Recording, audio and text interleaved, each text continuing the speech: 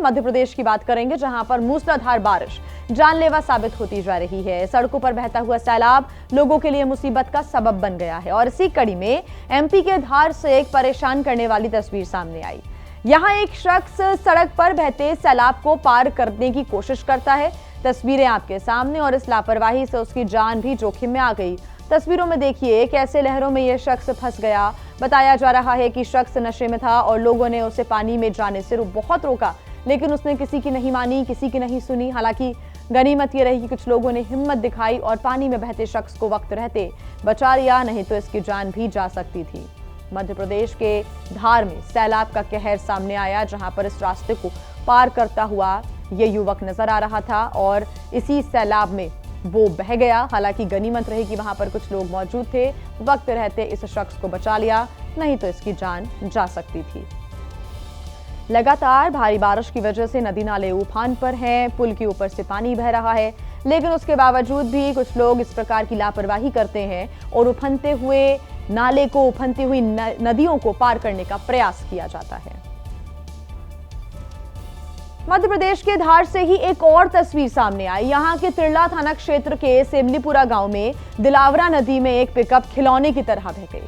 तस्वीरें आपको दिखाते हैं। पानी जब अपने रौद्र रूप में आता है तो कैसे हर चीज उसके सामने तिनके की तरह बहने लगती है। हालांकि इस तरह की तस्वीरों के पीछे लापरवाही एक बड़ी वजह होती है। लगातार लोगों से अपील की जाती है, उनसे कहा जाता है कि सड़क पर पानी हो तो उसे पार ना करें, ये कोशिश ना करें, लेकिन लोग मानते नहीं हैं और ऐसे उफनते हुए नालों को, नदियों को पार करने का प्रयास करते हैं। धार से ही ये तस्वीर सामने आई है, जहां पर कैसे एक पिकअप वाहन तिनके की तरह पानी में बहता हुआ नजर आ रहा है आपको। पिकअप वाहन के बहने की ये तस्वीरें लोगों के लिए एक सबक भी है कि जब इस प्रकार से पानी, बारिश और नदियां अपना रौद्र रूप दिखा रही हैं तो ऐसी लापरवाही आप बिल्कुल ना करें। लोगों की जान जोखिम में डाल रहे हैं लोग। कई बसेस को पार करने की कोशिश करते हैं, गाड़ियों को रास्ते को पार कराने की कोशिश की जाती है, लेकिन इसमें ऐसे हादसे भी हो जाते हैं। ये तस्वीरें आप देख रहे हैं। मध्य प्रदेश के अलग अलग इलाकों में इस वक्त बहुत ज्यादा बारिश हो रही है, जिसकी वजह से ये हालात बने हुए हैं। दिल्ली से आज एक चौंका देने वाली खबर सामने आई है, जहां पर दिल्ली के लाल किला परिसर में आयोजित जैन धर्म के एक धार्मिक अनुष्ठान से करोड़ों का कलश चोरी हो गया। जी हां, ये बड़ी खबर सामने आई है दिल्ली से। कलश की कीमत करीब 1 करोड़ रुपए बताई जा रही है और जो सीसीटीवी फुटेज आया है सामने वो भी आप देख रहे हैं। ये शख्स इस थैले को ले जाता हुआ नजर आ रहा है। आपको बता दें कि इस कलश पर सोने और हीरे जड़े हुए हैं। चोरी हुआ कलश 760 ग्राम का है, जिस पर आपको बता दें कि 150 ग्राम हीरा, माणिक, पन्ना जड़े हुए थे इस कलश पर। कारोबारी सुधीर जैन रोजाना पूजा के लिए कलश लेकर आते थे। बीते मंगलवार को कार्यक्रम हुआ। लोकसभा अध्यक्ष ओम बिरला भी पहुंचे थे कार्यक्रम में। स्वागत की अफरा तफरी के बीच कलश मंच से गायब हो गया। दिल्ली पुलिस के अनुसार सीसीटीवी फुटेज में संदिग्ध गतिविधियां भी कैद हो गई। पुलिस ने संदिग्ध की पहचान कर ली है और जल्द ही गिरफ्तारी की संभावना जताई है। लेकिन लाल किले परिसर में जैन समुदाय का यह अनुष्ठान 15 अगस्त पार्क में चल रहा है और 9 सितंबर तक जारी रहेगा। लेकिन इस बीच कई सवाल भी खड़े हो रहे हैं कि लाल किला से कैसे इतनी बड़ी चोरी हो जाती है। करोड़ रुपए का कलश चोरी हो गया। स्वागत की अफरा तफरी में मंच से अचानक ये कलश गायब हो गया। और आइए अब खबरों में आगे बढ़ते हैं और बात करते हैं मध्य प्रदेश की, जहां के खंडवा में भी हिंदू संगठनों ने बराफवाद के जुलूस में आपत्तिजनक गाने और झंडे फहराने की शिकायत पुलिस से कर दी है। हिंदू संगठनों का ऐसा आरोप है कि बराफवाद के जुलूस के दौरान कुछ उपद्रवी तत्वों ने पाकिस्तानी सेना से जुड़े हुए गीत गाए और कुछ आपत्तिजनक झंडों को भी लहराया गया। हिंदू जागरण मंच की तरफ से पुलिस से इसकी शिकायत कर दी गई है, जिसमें आरोप लगाया गया है कि बराफवाद के जुलूस में पाकिस्तानी सेना से जुड़ा गीत बजाकर और आपत्तिजनक झंडे लहराकर माहौल को बिगाड़ने की, खराब करने की कोशिश की गई। तो वहीं पुलिस ने भी हिंदू संगठन की शिकायत पर केस दर्ज कर लिया है और मामले की जांच पुलिस कर रही है।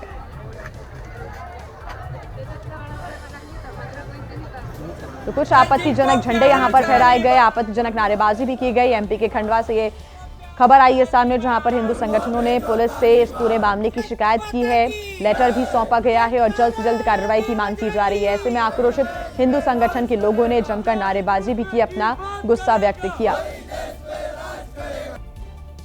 अब बात करते हैं मुंबई की। आपको बता दें कि महाराष्ट्र के उपनगरों में मुंबई के साथ साथ गणपति विसर्जन की शुरुआत तो हो ही चुकी है, तस्वीरें सामने आ रही है, लेकिन बीच बीच में हो रही बारिश विसर्जन के लिए एक बड़ी बाधा बनती जा रही है और अगले कुछ घंटों में भी मौसम विभाग ने तेज बारिश का अलर्ट जारी किया है।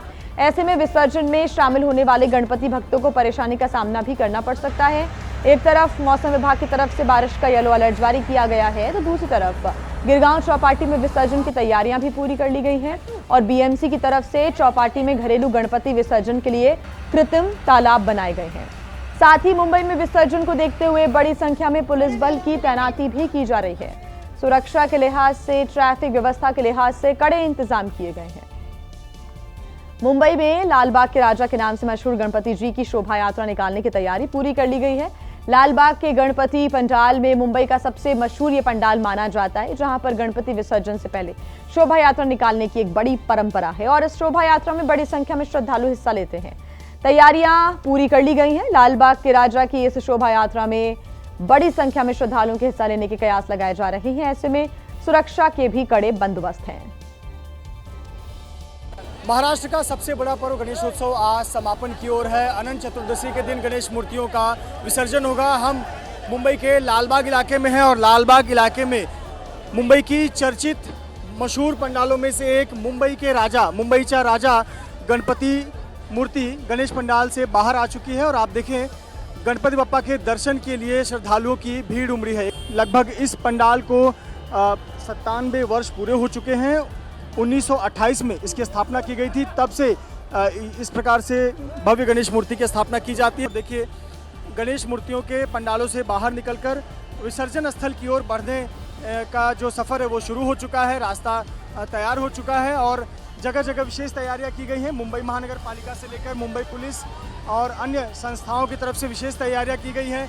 भव्य मूर्ति जो कि फिलहाल लालबाग परिसर में शोभा यात्रा निकाली जाएगी और फिर ये गणेश मूर्ति गिरगांव की तरफ बढ़ेगी। लगभग 16 से 18 घंटे की एक शोभा यात्रा होगी और देर रात मुंबई के गिरगांव चौपाटी में या कई बार तो अगली सुबह तक गिरगांव चौपाटी में गणेश मूर्तियों का विसर्जन होता है। और देखिए किस प्रकार से जोश और उत्साह श्रद्धालुओं का है और गणपति बप्पा के भक्ति गीत पर थिरकते हुए झूमते हुए श्रद्धालु नजर आ रहे हैं और एक आस्था का सैलाब उमड़ता हुआ नजर आ रहा है। हजारों की संख्या में गणपति बप्पा के भक्त श्रद्धालु इस परिसर में हैं और पूरे शोभा यात्रा में साथ में डटे रहेंगे। इस उम्मीद के साथ, इस विश्वास के साथ बप्पा को विदाई दी जा रही है कि गणपति बप्पा मोरया, पुढच्या वर्षी लवकर या। और इस बीच एक बड़ी खबर मिल रही है। 10 सितंबर को चुनाव आयोग की एक बड़ी बैठक होगी। कई राज्यों के मुख्य चुनाव अधिकारी इस बैठक में शामिल होंगे। बता दें कि देश भर में एसआईआर की प्रक्रिया लागू करने पर चर्चा होनी है। इस बैठक में कई और अहम मुद्दों पर बातचीत होगी, यानी कि एसआईआर के अलावा जो भी मुद्दे होंगे बैठक में उनको लेकर मंथन भी किया जाएगा। तो बड़ी खबर इस वक्त हम आपको बता रहे हैं, 10 सितंबर को चुनाव आयोग की ये बड़ी बैठक होने जा रही है। और ज्यादा जानकारी के साथ हमारे संवाददाता अंकित गुप्ता हमारे साथ जुड़े हुए हैं। अंकित, 10 सितंबर की तारीख चुनाव आयोग की बड़ी बैठक होगी, कई मुद्दे होंगे चर्चा के लिए।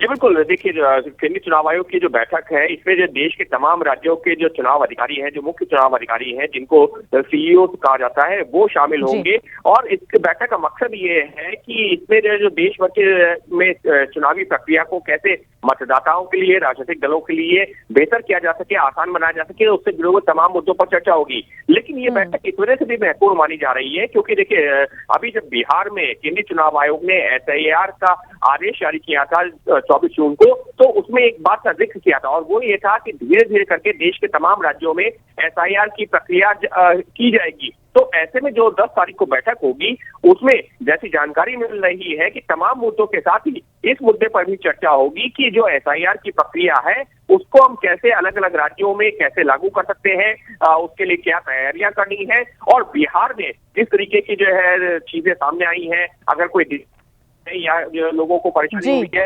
उसको कैसे सुधार किया जा सकता है। तो इस वजह से 10 तारीख की बैठक अपने आप में काफी महत्वपूर्ण मानी जा रही है।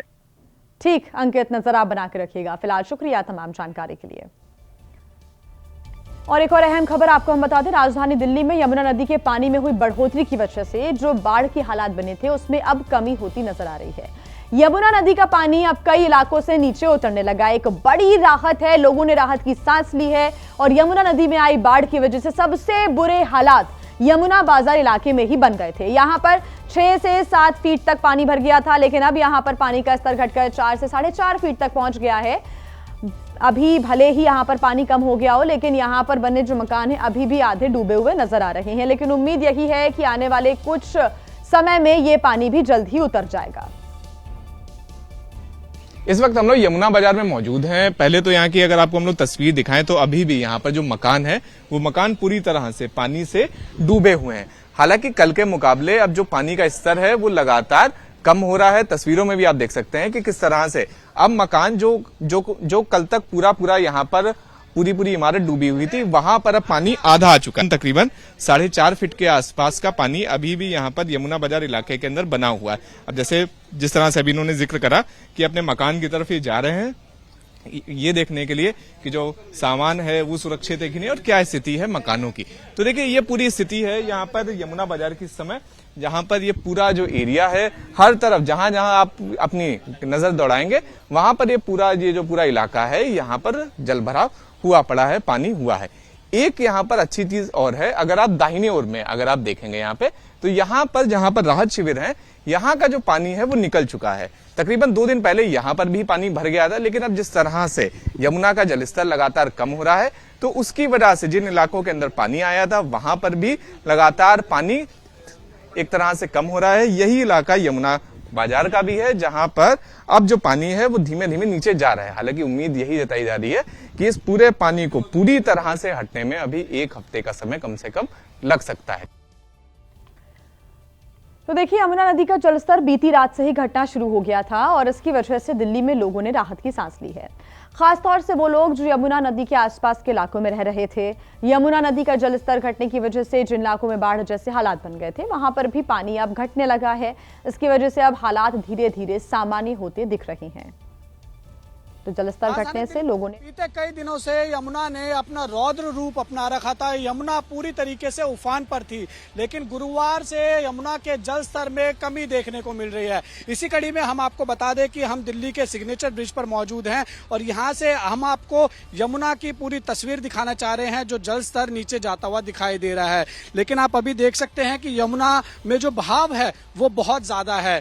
आपको बता दें कि जो ऑफिशियल डाटा दिया गया है उसके अनुसार आज सुबह 6 बजे जो यमुना का जल स्तर मापा गया है वो तकरीबन 206.65 मीटर के आसपास रहा है। जिस तरीके से यमुना ने अपना रौद्र रूप अपनाया था तो जो निचले इलाके हैं यमुना के किनारे बसे हुए थे वो पूरी तरीके से इसकी चपेट में आ गए थे और गांव के गांव जो हैं वो पूरी तरीके से जलमग्न हो गए थे। आप इस तरफ देख सकते हैं, यहाँ पर आप देखिए कि यमुना में अभी भी कितना ज्यादा पानी है। हालांकि वाटर लेवल अगर आप देखेंगे तो सामने आपको एक पेड़ दिखाई दे रहा होगा, उस पर आपको पानी के निशान जो हैं दिखाई दे रहे होंगे। उससे आप अंदाजा लगा सकते हैं कि पानी कितना ऊपर था जो अब धीरे धीरे नीचे जा रहा है। लेकिन इससे आगे आप देखेंगे तो पूरे जो गांव है वो अभी भी डूबे पड़े हैं। अगर आप सामान्य दिनों में आएंगे तो सामान्य दिनों में जो यमुना बहती है वो यहाँ से तकरीबन 500 से 600 मीटर पीछे बहती है। लेकिन अभी जिस तरीके से यमुना का रौद्र रूप था, लगातार हथनीकुंड बैराज से कई इलाकों से पानी छोड़ा जा रहा था, उसकी वजह से दिल्ली में जो हालात है वो काफी ज्यादा भयावह बने हुए थे। और इस बीच एक खबर आपको बता दें मध्य प्रदेश के धार से, जहां पर सिस्टम की पोल खोल देने वाली एक तस्वीर सामने आई। यहां पर कीचड़ जब एक शव यात्रा में बाधा बन गया तो लोगों को शमशान घाट के बजाय खुली जगह पर ही अपने मृतक परिजन का जो अंतिम संस्कार है वो करना पड़ा। उसकी तस्वीरें भी सामने आई है। तस्वीरें विकास के दावों और तमाम वादों की पोल खोल रही हैं, जहां पर लोग अर्थी लेकर कीचड़ भरे रास्ते से गुजरने की कोशिश कर रहे थे। लोग शमशान घाट के लिए निकले थे, लेकिन बारिश की वजह से पूरा रास्ता ही कीचड़ में तब्दील हुआ, फिर दलदल जैसा बन गया। बात करेंगे राजस्थान की, जहां की राजधानी जयपुर में भारी बारिश की वजह से एक 4 मंजिला मकान जमींदोज हो गया और इसके मलबे में दबने की वजह से पिता और बेटी की मौत हो गई। हादसे की वजह से पूरे इलाके में अफरा तफरी का माहौल बन गया। ये तस्वीरें भी आपको हम दिखा रहे हैं। जैसे ही हादसे की जानकारी मिली, प्रशासन की टीम मौके पर पहुंची और लोगों को निकालने के लिए रेस्क्यू ऑपरेशन शुरू किया गया। और आपको बता दें कि जिस वक्त ये मकान गिरा उस वक्त घर के अंदर 7 लोग मौजूद थे। हादसे में जहां पिता और बेटी की मौत हो गई तो वहीं 5 लोगों को रेस्क्यू कर घर से बाहर निकाला गया। अभी भी मकान के मलबे को हटाने का काम चल रहा है। मृतक व्यक्ति की पत्नी भी हादसे में गंभीर रूप से घायल हो गई हैं, जिनका अस्पताल में इलाज किया जा रहा है। पिंक सिटी जयपुर में लगातार हो रही बारिश के चलते देर रात एक हवेली नुमा मकान का हिस्सा गिर गया। इस हादसे में 2 लोगों की मौत हो गई। मरने वालों में 33 साल के युवक और उनकी 6 साल की बेटी है। हादसे में 5 लोग घायल भी हैं, इसमें से एक की हालत बेहद नाजुक बताई जा रही है।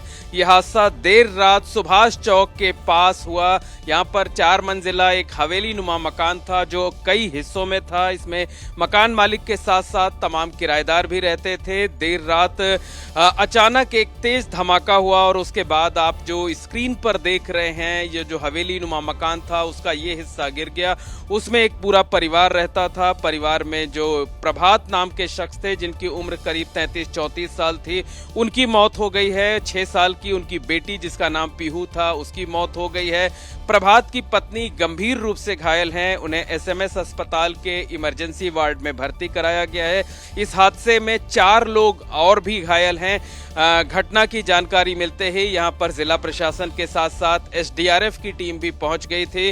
रात भर रेस्क्यू किया गया और जो 4 लोग पहले जो है बचाए जा सके, उन्हें तो जो है उनकी हालत अब खतरे से बाहर है। लेकिन जो 3 लोग, जिन 3 लोगों को सुबह निकाला गया, उनमें से 2 की मौत हो चुकी है, जबकि तीसरे की हालत बेहद नाजुक बताई जा रही है। नगर निगम ने पिछले महीने एक अभियान चलाया था, कुछ घरों को गिराया भी गया था, लेकिन 2 से 3 दिनों तक अभियान चलाए जाने के बाद उसे ठंडे बस्ते में डाल दिया गया था और उस वक्त तकरीबन 150 घरों की सूची भी तैयार की गई थी। कैमरामैन गोविंद साहू के साथ मोहम्मद मोइन, एबीपी न्यूज, जयपुर। तो वहीं हरियाणा के अंबाला में मूसलाधार बारिश की वजह से लोगों की मुसीबतों में इजाफा हो गया। तेज बारिश की वजह से शहर के कई हिस्सों में जलभराव हो गया और लोग इसकी वजह से हैरान और परेशान दिखाई दिए। तेज बारिश की वजह से सड़कें यहां समंदर में तब्दील हो गई हैं। हालात बेहद खराब हो चले हैं। तस्वीरों में आप देख सकते हैं कैसे पूरा अंबाला शहर जलभराव की गिरफ्त में नजर आया।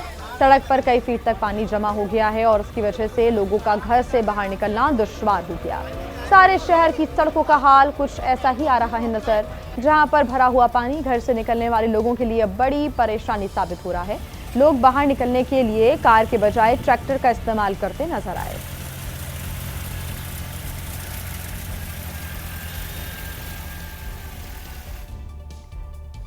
तो एक तरफ दिल्ली में यमुना नदी का घटता हुआ जलस्तर लोगों के लिए राहत की खबर लेकर आया, तो दूसरी तरफ यमुना नदी उत्तर प्रदेश की मथुरा में उफान मार रही है। इसकी वजह से लोगों की सांसें अटकी हुई हैं। यमुना नदी मथुरा में खतरे के निशान के ऊपर बह रही है और इसकी वजह से कई इलाकों में बाढ़ का खतरा मंडराता दिख रहा है।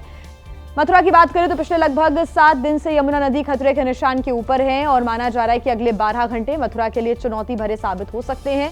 ऐसे में प्रशासन की तरफ से इलाके में निगरानी की जा रही है। बाढ़ग्रस्त इलाकों में मदद पहुंचाने के लिए कवायद भी जारी है। तो वहीं तटवर्ती इलाकों में भी लोगों को लगातार अलर्ट किया जा रहा है। यमुना नदी का पानी मथुरा के कई गाँव में घुस चुका है। पानी की जद में ये गाँव आ चुके हैं। तो वहीं दहशत हर इलाके में देखने को मिल रही है। ये ड्रोन से ली गई तस्वीरें मथुरा से आप देख रहे हैं, जहां पर लगभग हर तरफ आपको पानी का कब्जा नजर आएगा।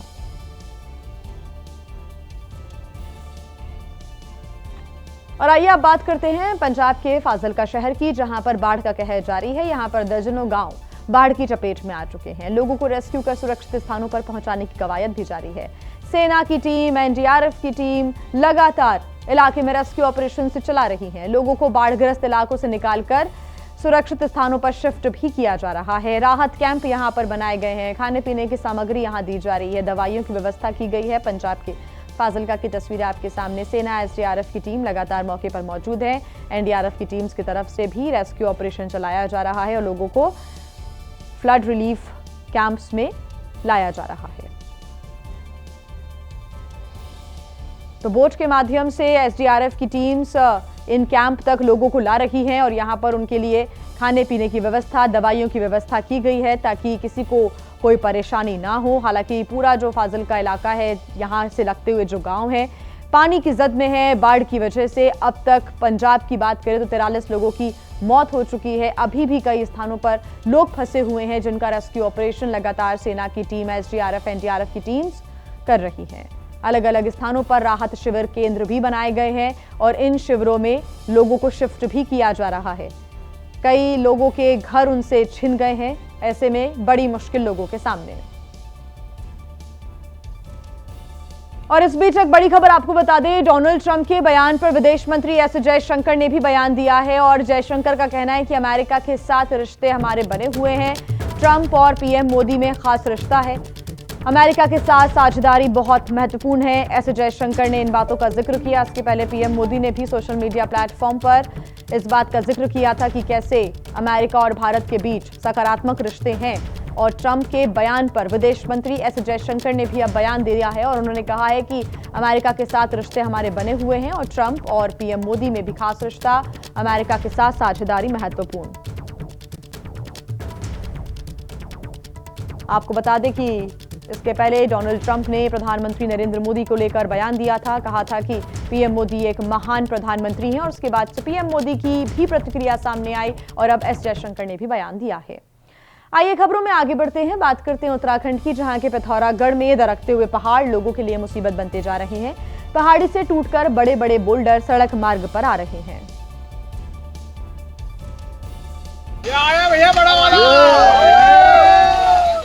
लैंडस्लाइड की ये तस्वीरें नाचनी से बांस बगड़ के रास्ते को जोड़ने वाले सड़क मार्ग की है, जहां भारी लैंडस्लाइड के चलते रास्ते पर आवाजाही पूरी तरह से बंद हो गई।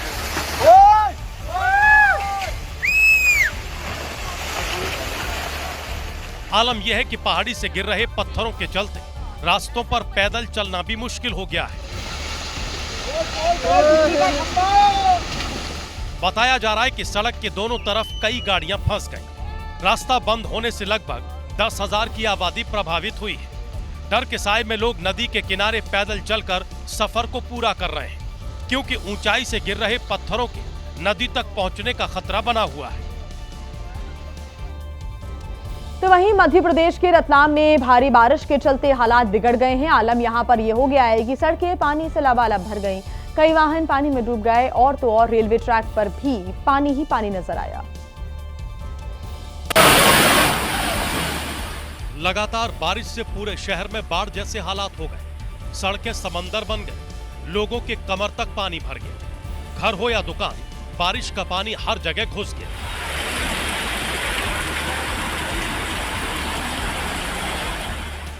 बारिश के चलते रेलवे स्टेशन पर भी यही हाल हो गया। प्लेटफॉर्म नंबर 4 पर रेलवे ट्रैक पानी से लबालब भर गया, जिसकी वजह से ट्रेनों को दूसरे प्लेटफॉर्म पर डाइवर्ट किया जा रहा है। जोरदार बारिश से पूरे रतलाम में सैलाब आ गया। निचली बस्तियों में भारी जल जमाव हो गया। लोगों को पैदल चलना भी दूभर हो गया।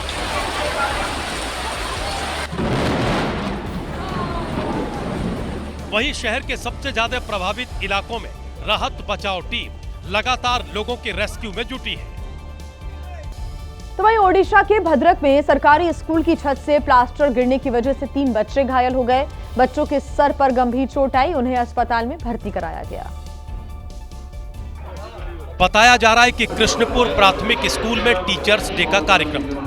तभी अचानक स्कूल की छत के प्लास्टर का एक हिस्सा उखड़कर गिर गया, जिससे 3 बच्चे घायल हो गए। बच्चों के सिर से खून बहने लगा। जब इसकी खबर बच्चों के परिजनों को मिली तो वो तुरंत स्कूल पहुंच गए। बाद में बच्चों को इलाज के लिए हॉस्पिटल में भर्ती कराया गया, लेकिन इस हादसे से स्कूल प्रशासन सवालों के घेरे में है, क्योंकि पहले से स्कूल जर्जर हालत में है। इसके बाद भी स्कूल की मरम्मत नहीं कराई गई और यह हादसा हो गया। वहीं स्कूल प्रशासन का कहना है कि उसने स्कूल की हालत के बारे में कलेक्टर, बीडीओ और डीईओ को बताया था, लेकिन शिकायत के बाद भी स्कूल की मरम्मत नहीं करवाई। और आइए अब आपको सीधा सुनवाते हैं केंद्रीय कृषि मंत्री शिवराज सिंह चौहान प्रेस कॉन्फ्रेंस में क्या कुछ कहा। के ट्रैक्टर पर लगभग 63,000 रुपया बचत होती है। तो ट्रैक्टर पर ही अगर आप बचत देखें तो 25,000 से लेके 63,000 रुपए तक की बचत किसानों को होगी। पावर टिलर, ये अनुमानित कीमत बता रहा हूँ, थोड़ा इधर उधर हो सकता है। अनुमानित जो उनकी कीमत, अलग अलग कंपनी के रेट्स कुछ अलग अलग होते हैं, लेकिन मोटे तौर पर पावर टिलर 13 HP का लगभग 1,69,000 643 रुपये के आसपास आता है। अलग अलग कंपनी की कीमत थोड़ी वेरिएशन होता है। उस पर 11,875 रुपये की लगभग बचत होगी। धान के रोपण का जो यंत्र होता है उसमें 15,400 रुपये की बचत होगी, 2,20,000 रुपये का आता है।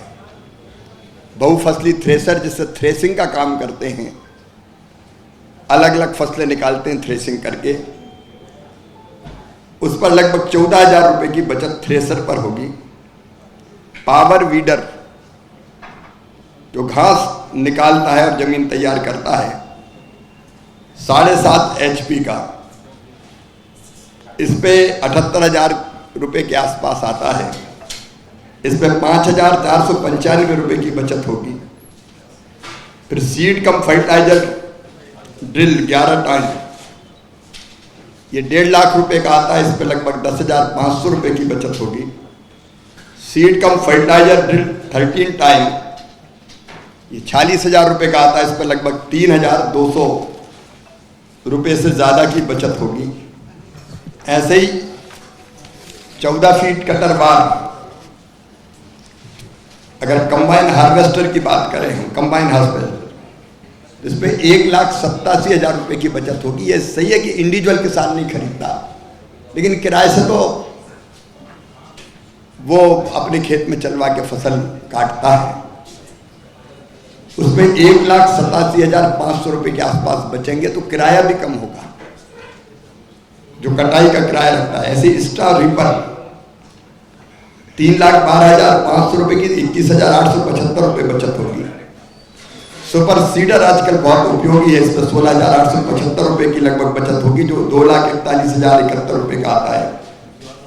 वैसे हैप्पी सीडर 10 टाइम का 1,51,000 के आसपास आता है, 10,600 के आसपास रुपए की बचत होगी। मल्चर जो पराली को काट के ऊपर छोड़ता है, 1,65,000 रुपये के आसपास आता है। इसमें लगभग 11,500 रुपये की बचत होगी। आजकल न्यूमेटिक प्लांटर की बहुत ज़रूरत है ताकि बीज एक समान दूरी पर डाले जा सकें, कम ज़्यादा ना हो, बराबर डलें। तो ये भी 4,68,700 के आसपास रुपये का आता है। इस पर 32,800 रुपये के आसपास की बचत होगी। ऐसे ही अलग अलग चीज़ों के दाम हमने निकाले, क्योंकि एकदम 12 से 5% का क्या फ़ायदा होगा वो एकदम समझ में नहीं आता। लेकिन ये जो बचत है एवरेज किसान की, वो मैंने बताने का प्रयत्न किया है।